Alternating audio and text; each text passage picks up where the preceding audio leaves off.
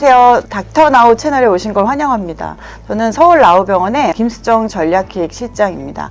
안녕하세요. 저는 나우병원의 척추센터에서 척추 파트 진료를 맡고 있는 정형외과 전문의 유용진입니다.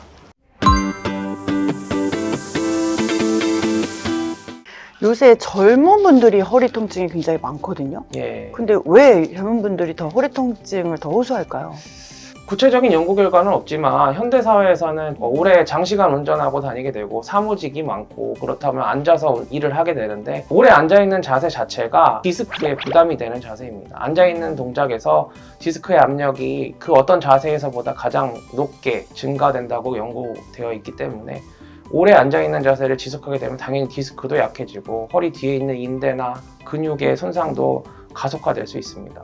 그렇기 때문에 허리 통증이 많아지는 것이 아닌가라는 생각이 듭니다. 저도 사실 허리가 주기적으로 안 좋은데 허리가 안 좋을 때쯤 운동을 해야겠다는 생각이 드는 거예요. 허리에 통증이 있을 때는 운동을 하는 게 좋을까요? 안 하는 게 좋을까요? 우선은 허리 통증이 발생하면 일단 허리 통증의 원인을 정확하게 확인하는 것이 중요합니다. 병원에서 정확한 진단과 검사를 통해서 허리 통증의 원인이 지금 당장 운동을 하면 안 될 정도의 원인이면 당연히 운동을 중단하고 치료를 먼저 한 다음에 허리 통증을 예방하는 방식으로 재활치료를 하셔야 되는 거고요. 검사를 하고 진단을 내렸는데 별다른 원인이 없다. 단순히 그냥 허리 통증이다 라고 한다면 허리를 강화시키는 운동을 주로 하면서 코어 운동이라고 하죠. 우리 그런 운동들을 주로 하면서 허리를 강화시켜야지 앞으로 다시 발생하는 허리 통증을 예방할 수가 있습니다. 맞아요. 제가 운동을 악화되는 운동인지 아니면 도움되는 운동인지 모르니까 막 그 잇몸 일으키기를 엄청 했거든요. 예. 근데 허리가 더 안 좋아지는 거예요. 예. 그래서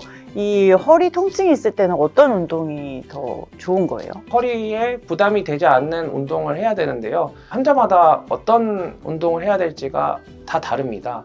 그래서 기본적으로 스트레칭만 좀 잘 해도 효과적으로 통증을 조절할 수 있는데요.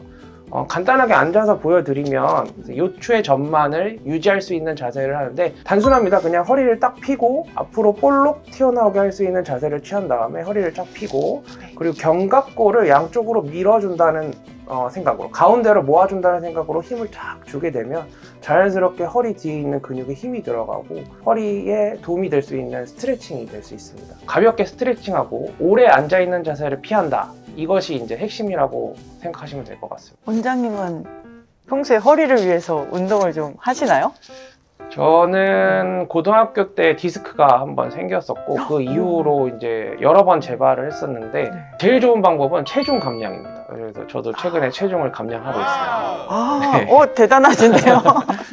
어떻게 감량하세요? 이게 제 전문 분야가 아니다 보니까 말씀드리기가 좀 조심스러운데 가장 중요한 것은 먹는 양과 그리고 횟수, 빈도, 시간을 조절하는 거인 것 같습니다.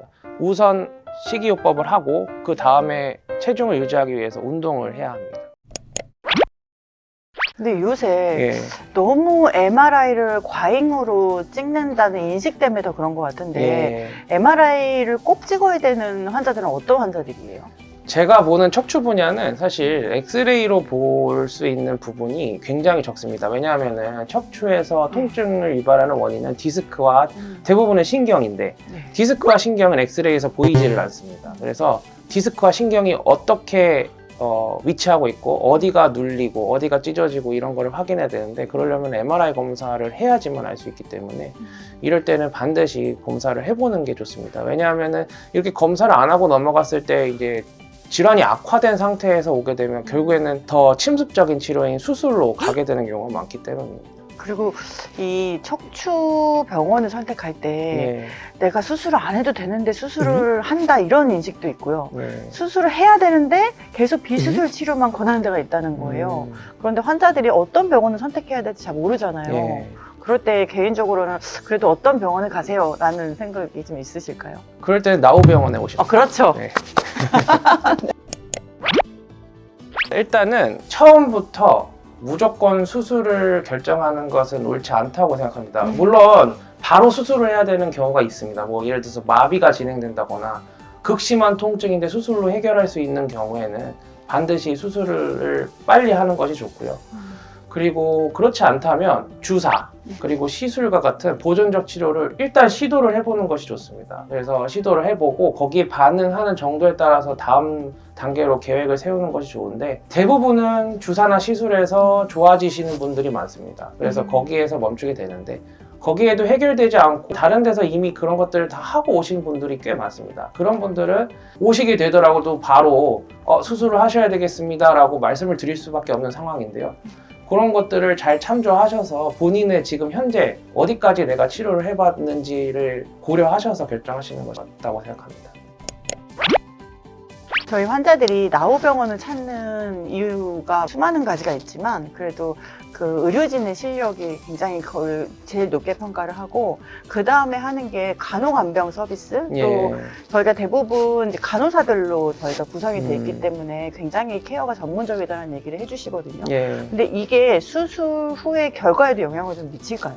물론입니다. 나우병원은 분당에서 굉장히 오래된 병원이고 그만큼 노하우가 매우 축적되어 있는 병원입니다. 의사 입장에서도 일을 할 때 시스템이 잘 갖춰져 있으면 어떤 사고가 일어나는 것도 방지하고 내 환자의 치료에 집중할 수 있는 환경이 조성되게 됩니다.